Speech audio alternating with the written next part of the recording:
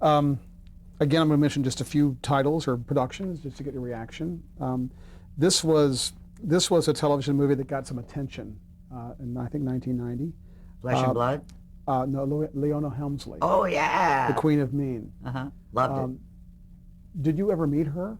No, after we filmed, I was going to New York. Oh, Jeffrey, my hairdresser, we were going, because he did the wigs, to grab that shot in the park and the shot in front of the hotel, which we had to steal. And we had a mutual friend. And we were talking about an arranged meeting. She was waiting to be sentenced. I was concerned that if we met, she would ask me about some of the material and then try to sue the film company. I would create some kind of opening. She was afraid that if it got out that we met, it would somehow impact on her sentencing. So we both, in the interest of both our well-being, we passed. She had always said she would never see it, but I heard that she did and said she thought I was good, but that she was prettier than I was, which is perfectly Leona. Perfect Leona. Was that, did you, how did you feel about the reaction to that after it aired? Oh, I was very proud. Very proud. I got to tell you, Jeffrey, shut up! It's probably my husband. That could have been a real cartoon, that film. But I did a lot of research, by the way, and the one scene I wrote, which was when, after her son dies, and the daughter-in-law doesn't stay to sit Shiva. In the press, it's made Leona out to be real heavy because she threw her daughter and grandson out of the house. The daughter had actually flown back, daughter-in-law, to get the company away from Leona and Harry, and they had created this company to give the son something to do, and then he had double billed them, and so out of lack of respect for her husband that she didn't stay and sit Shiva, it drove Leona crazy, and that's why she did what she did, although the grandson had been provided for financially. So it wasn't ever anything that it appeared to be in the papers that made her seem even more of a shrew. And it was an interesting challenge to play her. It's like Hitler, is what you say. You got to play him not like you're the heavy, But I believe genuinely that she loved Harry. That was for real. And that she was all things to him. She made his world rock. I saw a 60 Minutes piece, I think it was 60 Minutes, and Harry walks into the room, and she's up, and her hand, touching him, and you can see that connection is genuine. And I think a lot of her cruelty came out of, nobody's going to fuck Harry. I'm going to protect him. It's us against the world. And her fear of poverty, because when her family lost the money, they sent her away, not her sister, not her brother, So poverty meant quite something else to her. But the reason I could be, and I think I really, really was good in that, really good in that, was because Lloyd Bridges was so wonderful. He was so strong. He was so rooted in his maleness that I could be as big as I had to be with it still being understandable, while it's still being human, because he grounded it. Without him, I don't think it would have worked. Not in the hands of anybody else. And he felt the same way that I did, that it was a love story. And we did a scene, by the way, which was cut, where she goes too far. And Harry says to her, knock it off or I'm out of here, in effect. And she turned into like this little baby, this mush, don't leave me, don't leave me, don't leave me. It would have been not, you can't have them all in, but, that he actually, until he lost it mentally. Was not a wuss that was being run over by her. What was the challenge like for the physical transformation through the aging of Leona from her like 30s to 60s? The biggest challenge was finding the makeup where you could act with it and not have it become a cartoon, but really, she was so much in the public eye that I think you had to have a realistic likeness. Unfortunately, many of our features are similar. Our build seems similar, or I could replicate it. And Jeffrey did the most brilliant wigs. I mean, I could actually work in them, and we didn't find the right makeup artist until the night before we left for location. And the teeth clipped on. Everybody thought that I'd gotten, lips. But when you get the right teeth over the teeth, it changed this whole look. And then we had to square my face. And then it was about body language, really. The aging was nothing that was a problem because the story at that age was appropriate for that age. Was it shot chronologically? No. Out of context? The first day we shot actually an early scene, one of the first scenes. And, oh, God, did I look pretty that day. Oh, God, did I look pretty. And it was fairly chronological, but I was able to go back and forth. But I will tell you that this happens occasionally to actors. She was being channeled through me. I don't think it was about my skill. Something else happened.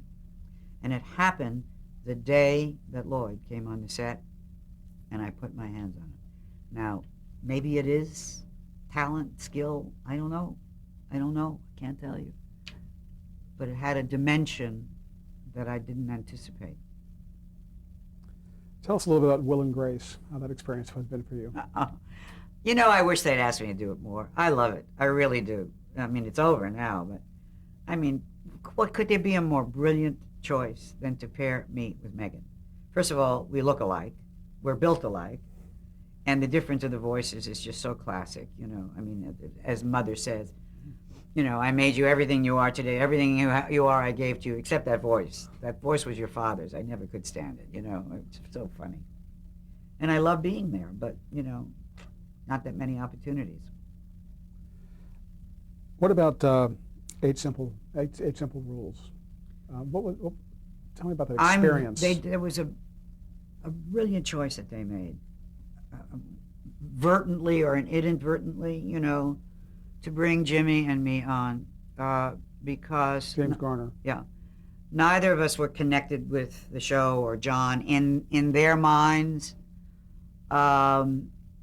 And if you take everything that we represent, in our careers, we brought all of that to the table, and literally all of that to the table, because I knew John and, was crazy about him. And as a matter of fact, had been there not too long before because Tom had done the show. But we were the perfect parents. It was perfect to get me out, use it as a device to get Jimmy in. And we brought loving experience and compassion to the cast. And they got to play out their grief and have some kind of closure. I think it was a great choice.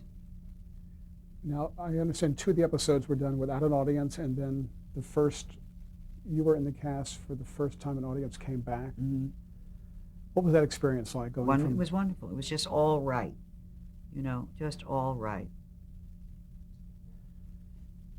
And how was working with, you had been directed by, I think, Gene Segal's father, Boris. Oh, I love correct? He did. Did you The guys House talk of Bernard about that? Alba. He's the one who said to me, "You were so bad with such authority." So I always was crazy about Boris. But I'd seen her through Katie. I had talked about, Boris and Katie Segal. yeah, Katie Segal. Yeah. So she knew that I was nuts about her dad, and I know her stepmother and all of that. March champion. Had you ever acted with John Ritter before? John did the Newhart show. John's, it's very interesting, you know, talking about the first day of school. Uh, I'm very cognizant of how hard it is to come in to a company that exists. And when we first started to do the Newhart show, we were working with the Mary Tyler Moore people. And at the second day's reading, we were all laughing and carrying on, and they got very angry with us because they needed to hear the material. And we said, hello, you know that, but we didn't know that. Okay, now we know what it is. And whenever somebody would come in to do the Newhart show, I would always say, that's our AD, Greg. The bathroom is over there. You know, Rosie is great with running lines if you have a problem. We all go out to this health food restaurant for lunch, except Bob, who likes chocolate milk. If you want to go with us, you're welcome. Just tell me because I make the reservations, and, you know, let me know because it's tough, you know.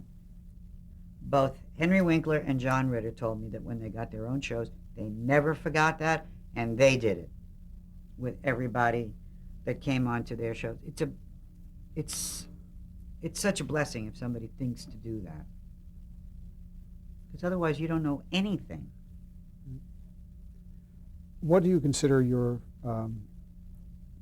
if not the highlight, but one of the highlights of your career?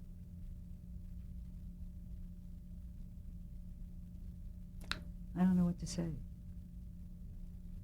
I think probably, genuinely, the fact that I managed to live such a rewarding life at the same time that I had such a rewarding career. Because there are probably other films I could have done that would have, you know, but I've never once said, gee whiz, you know. Because if it meant that I wasn't there when Gallagher was sick, or I wasn't here when my mother needed me, or, gee, we wanted to go on that trip and we got to do it. That's more important. So if you look at the whole picture is, Jesus Christ, you know, I was really smart without knowing that I was really smart. I mean, I've had a very substantial career, very rewarding, and nothing to sneeze at, you know. There's a lot better work I could do if I were called upon to do it. But I'm not sure that that's going to happen. And if it doesn't, so what? Any one big regret? None. I don't live my life that way. What advice would you give to an aspiring performer today, just starting out? I've always given the same advice. If you don't have to do it, don't do it. If there's something else you like or love, or because it's hard, and it's much harder now. You know, don't forget, you could walk off the street when I started and read for a lead in a Broadway play without an agent. You know, I mean, it's mean now. It's really mean. It's about the deal. It's not about the art.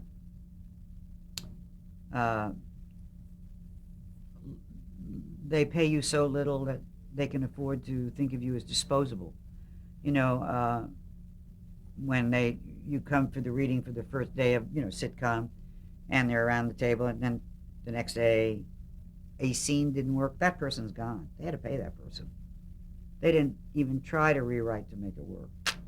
Gone. And that's tough. That's tough on you not to say, is it me, you know?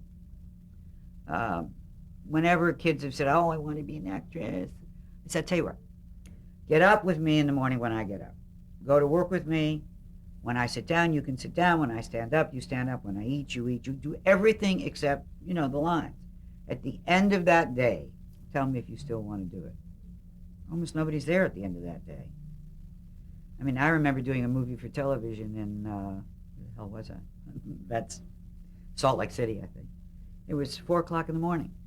I'm driving in the van with the driver. And he had worked with me in L.A., and I said, you know what it is, Frank? You know what it's all about? Stamina. Who's standing at the end? You know, and that's true. It's really largely true. You have to be strong. You have to be healthy. You have to be mentally healthy. And you have to be able to do the work and do it great. And if you're smart, have a life at the same time. That's a big order. But if you can do it and you love it, and that's all you wish to do it. If not, do anything else. How would you like to be remembered? I know this. She was a good daughter, a good wife, and a good friend. The rest was, icing. But I was. I was a good daughter, I was a great wife, and I'm a great friend. That means that my life had meaning. Not, Route 66 or this or that or this or that. I don't think that measures. I don't think it has the same weight. Thank you.